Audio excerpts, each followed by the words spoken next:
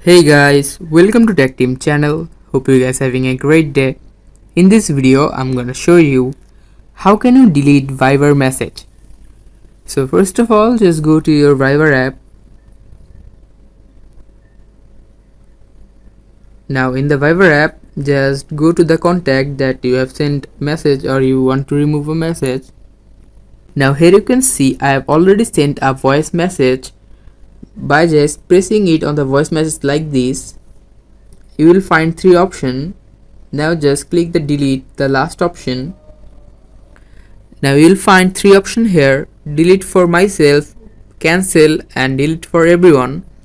If you want to delete it for just yourself, click on delete for myself, and if you want to delete for everyone, you and the other person, just click on delete for everyone like this.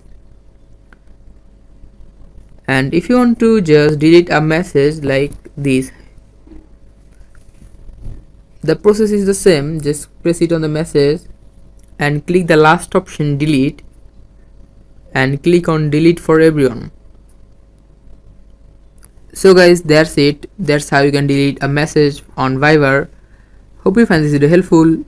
If you find this video helpful, then give a thumbs up and don't forget to subscribe to the channel.